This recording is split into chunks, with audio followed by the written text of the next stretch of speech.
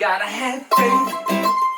I gotta have faith. Because I gotta have faith, faith, faith. I gotta have faith, faith, faith. Well, there you go, Dougie. It's a little bit, you know. Wow, I was waiting for the mandolin solo myself. Oh, well, you know, this is podcast version. We're in podcast version where everybody always makes sure they talk in the mic. Oh, I was. And make sure that they are as clear as possible for you, the studio audience. It's a little smoky in here tonight, but that's okay. We're trudging forward. Welcome back to podcasting? I guess it's podcasting. I guess that's what we do here. We're not really sure. It's with a question mark. Officially. Oh, totally. Totally. And there's a little TM next to that too, by the way. So, you know, don't try to steal our idea. Don't try and... Definitely not. So, you know, Randy, earlier today, he handed me this violin. It's not a violin, it's a mandolin. Yeah, me. Come on, Dougie, let's get our terminology straight here. And I said, you know, I never got to mess around with one of these too much, but I play a little fiddle myself. So it's one of those things, it's the same finger pattern, but now I'm on this thing, and I was doing a little bit of that. Yeah. You were definitely, you know, twinkling the old fretboard there. I'm learning. But why? Why did we play some, you know, this show's all about history. Why did we play some George Michael now? Well, that depends on what today's date is, Randy. And what is today's date? Today is October 22nd. 22nd. Which camera am I pointing at? Ow. You can point at this one, or you can point at that one. Interesting. Well, on October 22nd, the viewer audience should know, on this date in history... Mm-hmm. Do tell. George Michael's, we just played a song by him. He actually bought John Lennon's piano. That is very true. For exorbitant price, and he outbid the Brothers of Oasis. He did. He outbid many others. He outbid many others, and it was the exact piano that John Lennon wrote the song Imagine on. I heard he outbid Paul McCartney. No, I don't think Paul was in the running. No, but we all know he was dead. But yeah, right. We'll get into that later. We'll get into that a little bit later. Good call. Good call. Nice segue, Dougie. But now, George Michael did buy John Lennon's piano on this date, the 22nd of October. Which this day, you're everyone at home, you're lucky you tuned in, because there's all sorts of great things that happened on this day today. And also, just so you know, we have a little bit of a live Twitch stream going on as well for all you new Twitch streamers. Yeah, get in here. Okay? Dougie, be very careful with that. That cost millions of dollars. Well, let me read this. Speaking of millions of dollars, in 2000, this is as recently as 20 years ago. Really? Pre-COVID, mind you. Pre-COVID. Never mind. George, it says here, 2000, George Michael paid, what is this thing, pounds? Who uses it? Oh, no. It says $2.32 million for the Steinway piano. Okay, at least it was a Steinway. 2.23. It better have been the large 9-foot grand, because if you go to the New York City Steinway shop, that's like the concert grand piano, 9 foot long, right? Right. And the standard, like no bells and whistles upgrades, is $100,000. Wow. You know, that's a lot for today's money. Actually, that's probably 10, 15 years ago money. I don't know what it is today. Right. Which is crazy, because with being a musician and such, I look, you know, online a lot for deals on pianos, and there's so many pianos being given away right now. Like if you check Facebook Market, anybody who's willing for someone to take a piano, you can get a... Well, moving is half the battle. You know what I mean? But you can always score a free piano. That's one thing I like about today's Yeah. You know what I mean? If you just get a truck or a van and some moving blocks, you're good to go. You're all right. You're good to go. But let me read this to you here, because there's an interesting quote from Mr. Michaels himself, who's we're big fans of. It says here, sure, he paid $2.32 million for the Steinway piano, which John Lennon wrote Imagine. Right. George Michael said, quote, "I know that when my fingers touch the keys of that Steinway, I will feel truly blessed. You will. And parting with my money has never been much of a problem. Just ask my accountant." Oh, yeah. It literally says that. Yeah, ask his accountant, among other people. Okay, it says the singer outbid Robbie Williams and the Oasis brothers. So it probably wasn't difficult to outbid the Oasis brothers. They were probably drunk. Yeah, right. They didn't know what they were bidding on in the first place. Right? Seriously. They were just throwing out numbers. In 2000, they had no idea what was going on. But that is pretty interesting. Let's move on to another topic without any segue and rather abruptly. Also on this date, a homeless man claimed a $2,000 reward by returning a wax-lock head of ex-Beatle Sir Paul McCartney. More Beatles. Which had been left on a train. We should have played Beatles. We could have. But that brings me, so this guy in 2008, on this date, he had some wax head of Paul. Oh, we already did that. We already played on a train, and he returned it, and he was homeless. And he got a reward money for it, which kind of brings me back to the man we're talking about himself, George Michael's, because it says here, according to this, in rock history, it says, in 1969, Paul McCartney, who was definitely dead, just joking, publicly denied rumors that he was dead. That's right. There was the whole, rumor that Paul McCartney had actually died long ago. In a car crash. Right, and that they had a replacement Yeah, put in that was filling in for Paul. Mm-hmm. And that supposedly I think the cover of Abbey Road or something was a little bit of a, what's the word, a little onion for everybody to check. Oh, yes. You know what I mean? I don't know if that's the word. A thing there. An Easter egg. An Easter egg, yes, that's what I was looking for. Right, a little Easter egg that he was actually dead and this was somebody else. Well, it says here, the most recent of many clues of this death hoax was the fact that he was the only barefoot Beatle on the newly released Abbey Road LP cover. Right, that was a long lingering thing. But there was all sorts of other... I actually... if you listen, they always had the weird stuff, like with the Magical Mystery Tour, who's actually the walrus. You know what I mean? You don't know who actually is the walrus. Well, they say it's Paul, but I'm saying, all sorts of weird mythos surrounds the rock. Well, you get into it, genre. And there was a 4-year span where they didn't tour, right? And that's when people claim they trained. You think that's when the new McCartney, because actually the new Paul, I mean, this is the conspiracy theory. The new Paul is actually right-handed and had to teach himself to play left-handed to fit the bill. Really? They didn't just find a left-handed? Well, because of the looks. Right. And the they had to get an exact replica. For the most part. Wow. And he happened to be right-handed. Yeah, so like the Paul McCartney, who's the actor who's playing Paul McCartney today. Right. is actually not a southpaw. He's the one playing him today. He's now ambidextrous. Ambidextrous, right? Now. And he'll play, but he can play both ways, I hear. Oh, he can go both ways. AC/DC. Very nice. Very nice. Well, my hat's off to him. What does that have to do with AC/DC? Come on. Because also on this day, in AC/DC news.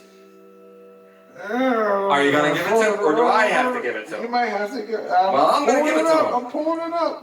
Not many people know about Angus and Malcolm's brother. Who's that?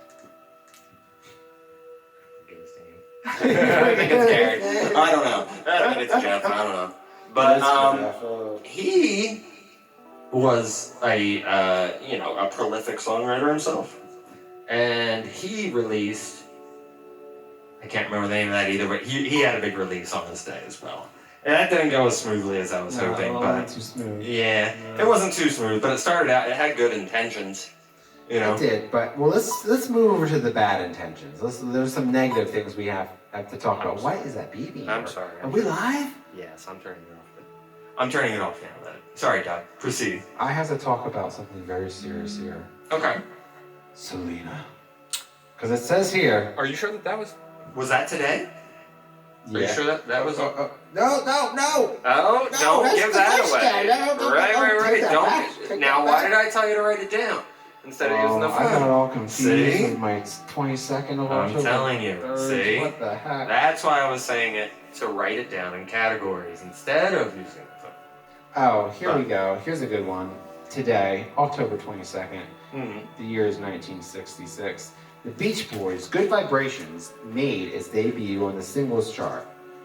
Written by Brian Wilson and Mike Love, the track was recorded over 6 weeks in 4 different Los Angeles studios at a cost of over £10,000, $1966. The recording engineer would later say that the last take sounded exactly like the first, 6 months earlier.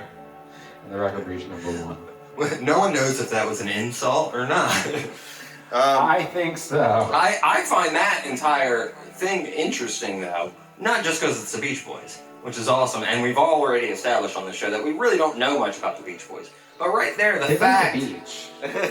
They enjoyed the beach, you know, and that's basically it. I think they did something with an headphone cello or something.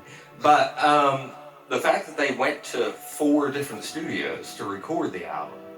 Yeah, why would you do that? I don't know. People were crazy with I'd like to find out recording what that's stuff about. back then. Like, you would think, like, when you go to a real professional recording studio today, like, they basically have everything you want.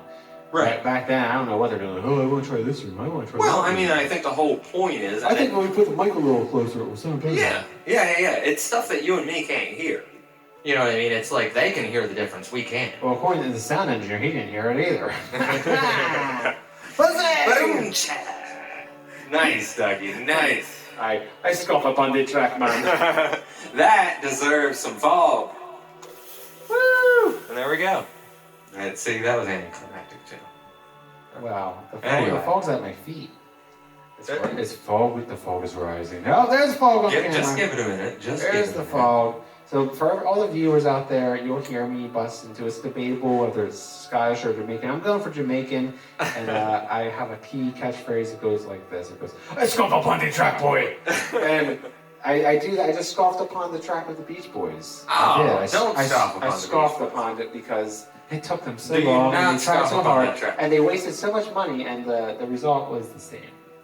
According to the sound engineer, yeah, there wasn't much of a difference. But The apparently song it was was a classic. #1 and Yeah. everything, so I guess that makes up for it. Right. But it's probably one day track. But it was a classic. It was a classic album. And, you know, again, like we established before, we need to listen to more Beach Boys. But anyway, moving right along. And again, thank you for joining us here on podcasting. Question mark? Question mark. But when we look on this little piece of paper that Dougie was supposed to write stuff down on, we also find out that on this day, Led Zeppelin 2 was released, which is pretty awesome as well. If you remember, Dougie, I had told you earlier that I wanted you to play some Ramble On because you had that mandolin going on. There ain't a lot of songs that I really rock out to that have mandolin on them, but that's definitely one of them. Definitely one of them. That is definitely. I'd say so myself. Yeah. I mean, no more of an iconic rock song featuring the mandolin out there exists. And talk like Yoda, I often do. Well, mandolins all around. Led Zeppelin 2 was released in the United States today. I can't figure out why I can't turn off this phone. I've been trying all show. But anyway. Moving right along yet again. What's next, Randy, on the list here? Next on the list. That Dougie was supposed to write down. And so it doesn't want to shut off. I'm trying to make it shut off, but it won't do it. That's just, it's live. This, like I said, this is a live show, and that's what you get, technical difficulties. But anyway. Also, on this day, ABBA released their album. I think it says Waterloo. Was that out? Was that a ABBA album? Waterloo. No. Yeah, well, I believe so, but it was voted best song by the Eurovision. Oh, okay. Best song of all freaking time. Best song of all time. There are some big ABBA fans over there in Europe. Oh, they are. They do love. They do love some ABBA. I think it has something to do with the fact that it's spelled the same way forward and backwards. They're really into that nonsense. Yeah, that is kind of cool. What is that? A dodecahedron or a? There's a name for that. I just call it forward and backwards. I don't know. I don't know. It's reverse. Sorry, I had to adjust my microphone there. Technical difficulties. No, there's a word for that. A palindrome. A palindrome. You can spell it forward and backwards. Huh. Yep. But anyway, that's another little tidbit you learn by tuning into our show here. You know. But moving right along yet again. Right. On this day. On this day. In October 22nd. Well, you didn't write down the birthdays. We were supposed to go to birthdays. Birthday. Should we read them? This is my hand right here. I have to take over the reins here. Okay. So in 1982, today, a mayor somewhere in America made it his city's official Van Halen Day.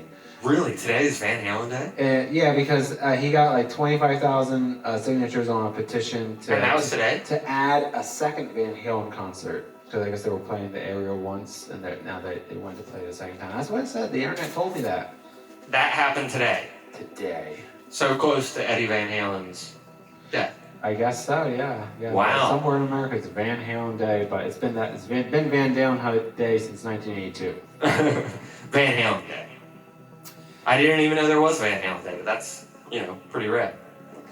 The only other thing I got for this day is in 1993, if I'm remember this because I just wrote Oasis. We're going back to Oasis. They took like, I don't know, it was something stupid like $40,000 or $60,000 advance for like a 6-record contract. I guess they really needed the money. I mean, geez. Right. Well, that's a pretty good one.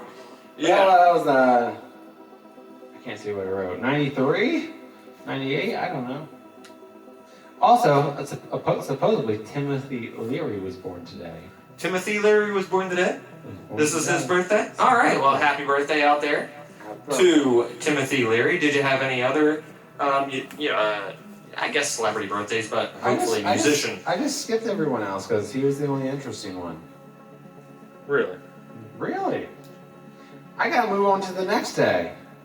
No. We can't move on to the next day. This day has to be completely about today's date. Eradicated? Go off on the track boy. But I guess that will be our show for today. You sure you don't have any more musician birthdays that would have happened on this day? I could tell you right here, Bobby Fuller. Bobby Fuller was born on this day, and any clue who Bobby Fuller is? Because I don't. The Bobby Fuller 4. The Bobby Fuller 4. That does actually sound somewhat familiar. The Cars keyboardist, Greg Hawkes. Really? The Cars keyboardist was born today? Yeah. Oh, that's awesome. I'm a huge Cars fan. And, no band features their keys quite as distinctly as the Cars. You know what I mean? You're just what I needed. Hey, well, speaking of just what you needed, this is also John Foreman, singer-songwriter, guitarist of Switchfoot's birthday. We were meant to live, or do I have this right? For so much more. That is Switchfoot. That's our Switchfoot. I think. Yeah. What else we got? That's all we got for birthdays, really. Really, that's all the birthdays that happened on this day. Okay. Well, I can accept that. Anyway, that was a successful podcast. Podcast? Right. Right. Thank you for joining us yet again for podcasting. Join us here for the next podcast coming up in exactly... No clue. I forgot my watch. So, just tune in again, and I'll see you next time right here on... Podcasting? Today in Music History. See ya.